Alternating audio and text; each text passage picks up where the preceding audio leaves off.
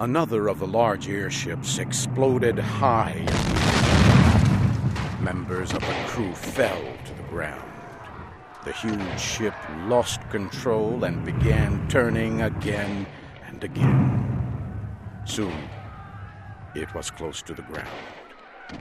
The warriors climbed aboard the ship and began fighting the members of the crew who were still alive.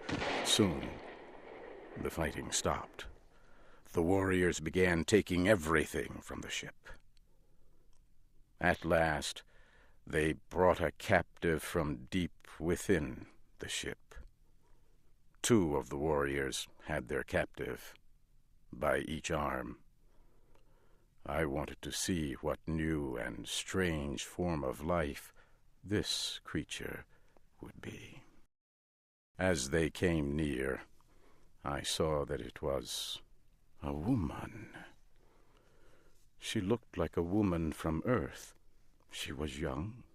Her skin was a light red, almost a copper color. I saw at once that she was extremely beautiful. She had a fine face, with large dark eyes and long black hair. As her guards led her away, she saw me for a moment. She seemed very surprised. Her face looked hopeful, but when I made no attempt to speak to her, her face grew sad, and she looked very small and frightened. As I watched her disappear into a building, I realized that Sola was near me. John Carter, that woman will be saved for the great games that are held by our people. The games are long and cruel, and end in death for those captured in battle. Her death will be slow and painful. She will die for the enjoyment of all. Sola's face seemed sad when she said this. I could tell by the way she spoke that she did not like the games and did not want to see the young woman die. She was very different from the rest of her people. Sola, do you not like the games? No, John Carter. My mother died in the games. That is a secret you must not tell anyone. The wall where Tars Tarkas found you held eggs that produce our young. All the children belong to the tribe. A mother never knows which child is hers when they come out of the egg. My mother hid the egg that carried me. It was not placed within the walled area. She kept her secret until after I was born. But others discovered her secret, and she was condemned to die in the games. She hid me among other children before she was captured. If this secret were learned, I, too, would die in the games. Before she left me, my mother told me the name of my father. I alone keep that secret. It would mean death for him as well as me. My people are violent and cruel.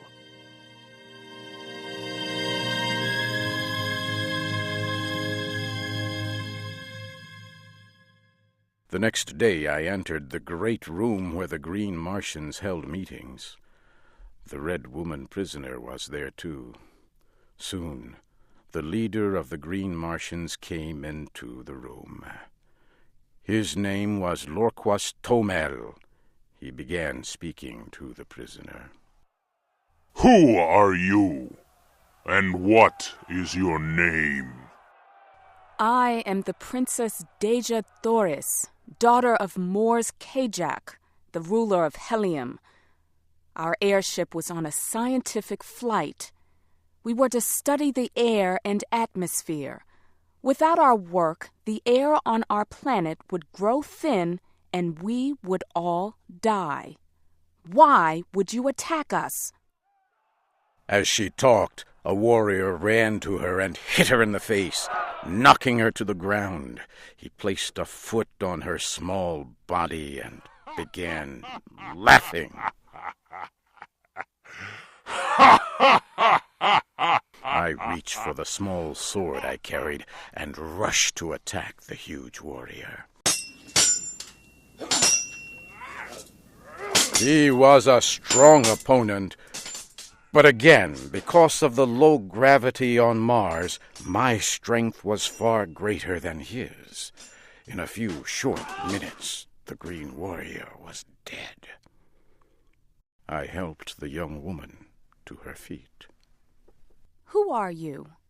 Why did you risk your life to help me? You look almost the same as my people, but you wear the weapons of a Green Warrior.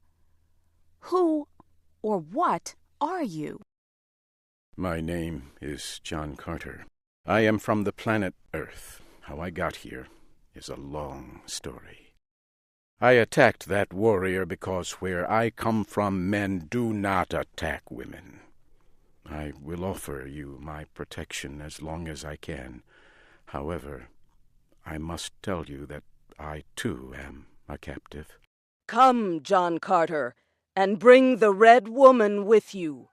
Let us leave this room quickly, before some warrior attempts to stop us. The three of us quickly returned to the building where I had spent the last several days. Sola then left to prepare food. Woola sat in the corner and looked at the both of us. The young woman was afraid of poor, ugly Woola. I told her not to fear him. Woola is not only my guard, he is my friend. I have treated him with kindness that he has never known. As each day passes, he trusts me more. I now think he would follow any command I give. Sola has told me that all captives are held until they can die in the great games held by the Green Martians. Our only chance to survive is to escape, but we must have Sola's help for our plan to succeed. Yes, if we stay with the Green Warriors, we will both die. If we are to escape, we will need several of the animals to ride. It will be our only chance. I have several of the animals. They were given to me when I became a warrior. Sola came back later with food for the two of us. Deja Thoris and I asked for her help. The three of us talked long into the night.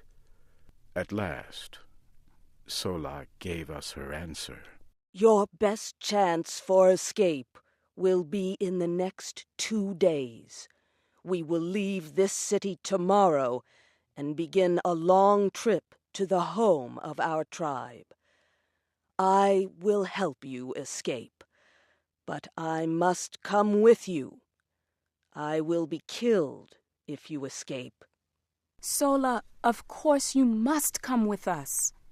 You are not cruel or violent, as many of your people are.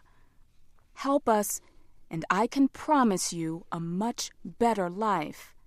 You will be treated with respect as an honored guest. The next morning, we rode away from the city on our animals. More than 1,000 animals were carrying the huge tribe of Green Martians. Also in the group were one American, one princess of the royal house of Helium, our guard Sola, and poor, ugly Woola. Late that night we left the camp. One animal carried me, another Sola and Princess Deja Thoris. Woola followed close behind. We rode quickly through the Martian night. I looked into the sky and saw Earth across the great distance of space. Since I had met the Princess Dejah Thoris, I had not thought once of Earth or home. I knew then that I would never willingly leave her. The next morning I could see that we were being followed by several hundred of the green warriors. Our animals were very tired. I knew we must stop. I told Sola and the princess to take the stronger of the two animals and ride away. I will hold back the green warriors as long as I can. Wula, go with them and guard them with your life. We can't leave you alone. It would be certain death if you are captured again. You must come with us. Sola took the princess by the arm and lifted her on top of the animal she had chosen. Quickly she began riding away. For a moment, Wula looked at me, then turned and ran after them. I took out my rifle from its case. I began firing to slow the green warriors.